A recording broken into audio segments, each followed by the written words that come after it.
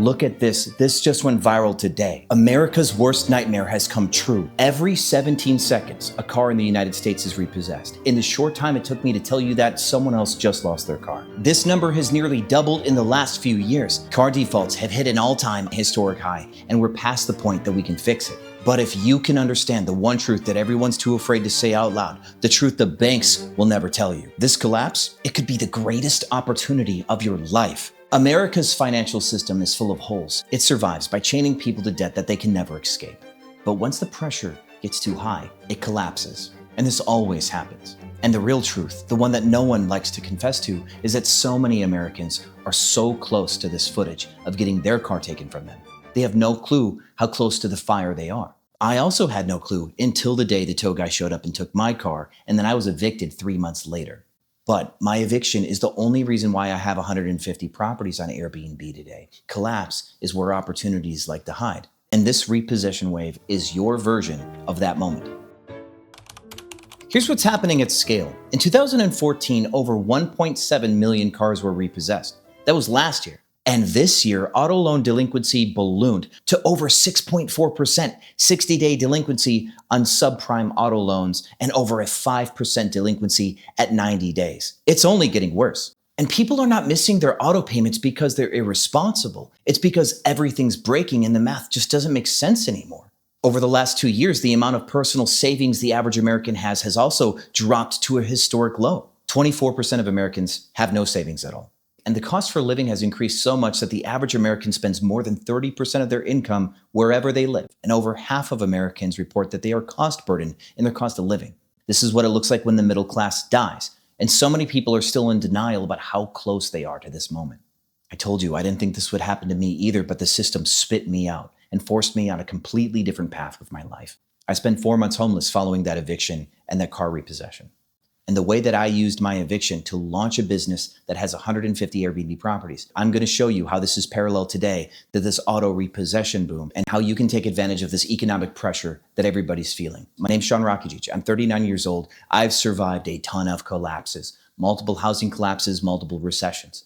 And every single time that the real estate market pulled back, my short-term rental business exploded on the back end. Because that pressure on landlords gave me an opportunity to solve their problem and make money solving their problem. This is not isolated real estate advice. This isn't some little trick. Every rich person that you know recognizes the same pattern. Cody Sanchez tells you to buy boring businesses because older people are aging out and they have a need for their business to live. Warren Buffett tells you to buy cheap businesses that are undervalued. Don't chase the trends. Don't chase expensive stocks. Gary Vaynerchuk has taught you how to find underpriced inventory at garage sales and flip that online on eBay. Every rich person that you know knows how to acquire assets for cheap. They all sit on cash and wait for pressure and downturns and for something to break. For the sad bros to puke up their shares when the stock drops 80%. But even though the psychology of this is perfect, what they have done is impossible in this space. Because we all just survived a post-pandemic used car bubble, the amount of money on loan for these vehicles is higher than their worth. No one can buy these cars. And this is why no one yet is talking about this opportunity, because it breaks the fundamental rules of investing. We're not going to buy this asset. We're just going to use this asset. Have you heard of Airbnb, the big company that went public for over $100 billion, 6 million listings around the world where people can stay in someone else's house?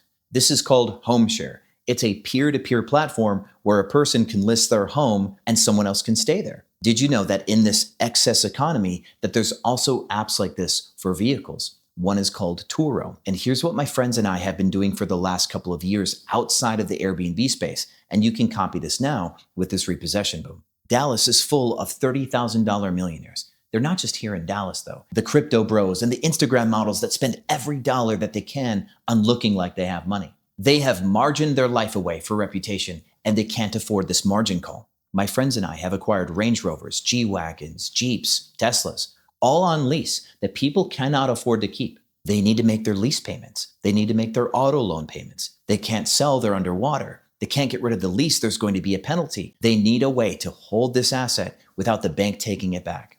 I'm in charge. Do you feel in charge? I've paid you a small fortune. And the main risk Could be if someone steals or breaks the vehicle. You could lose the vehicle in an uncovered insurance claim. You still owe the debt and the bank can't get the vehicle back because it's busted. But here comes the solution. Just like in the short-term rental space, where there are insurance companies like Proper that cover non-traditional use of homes for short-term rentals, including my world Rental Arbitrage, where I don't own my properties. Just like my friends and I who do not own these Turo cars, we can insure these vehicles for replacement value at an annual percentage of their market price. Then we can deploy these vehicles into the Turo space and generate revenues on that vehicle as a partner with the owner, where it's still technically their vehicle, and they might actually be okay with their loan to operate this type of business model. And here's what's so scary powerful about this type of business model. These persons have a very specific need. They want the vehicle not to get repossessed. They'd like their friends to think that they still own the thing. They don't want their credit score to be impacted because future options could be diminished. They need just enough money to cover their note, and they would love to have their vehicle a few days a week so they can take girls out on dates and say, yes, I still own this car. You can make an agreement with these browbeat $30,000 millionaires that you give them 85% of the revenue generated from the vehicle's operations until all of their costs are covered, and then you split the revenue 50-50 thereafter. This is a non-traditional, highly situational agreement that you get to enter into because they have a specific looming threat that they're trying to avoid. In the space of short-term rentals, what I've done for 11 years is the homeowner will get 80%, maybe even 85% of the revenue always. We keep a steady 15% regardless of where we mark, even if we overperform. There's never a contract where we get 50% of the revenue above and beyond a certain metric. Real estate investors know too much and they are too shrewd. But this deal, it's reputation preservation. It's lifestyle preservation. It's pain avoidance. You can get someone to sign a contract that guarantees them safety. They'll let you keep all of the upside. They were never going to Turo anyway. I have students in the Airbnb space and we park that car right in the driveway of the Airbnb. Let's say a group books a Miami Airbnb and they want an exotic car during their trip and there's an exotic car in their driveway. They don't have to take it back to the airport or worry about a thing. Luxurious and convenient. This is called migrative selling. It's always easier in business to sell one customer twice than it is to sell two customers once. And everything is the same. The style of marketing, the operational cadence, the cleaning, the customer service, inventory management, all of it is nearly identical to the short-term rental space. And they are non-competitive pillars. You can grow both businesses without consequence to the other. So in summary, my friend, you can enter the car share space with someone else's vehicle because they need a solution to pay that lease. You can make an insane amount of money without investing a single dollar to pick up these vehicles. Take that cash, grow your car share business, and eventually invest in real estate if you'd like to. And because they are essentially the same to operate, your chances of succeeding in the short-term rental space will be higher because you are a seasoned business veteran by the time you start. I started in this space without any experience. All of my businesses, I've never had a mentor. I've never had a friend who is more successful than me. C'est la vie. So if I can do it, you can do it as well. And small bonus to you, you have me here on YouTube. I am here to teach everything that I've ever learned to help you make money. If you have questions, put them down in the comments. Now, friends, if you've never negotiated a deal, watch this video. This is a full playbook on how I negotiate my deals. If you're also interested in short-term rentals and want to learn this world, watch this video next.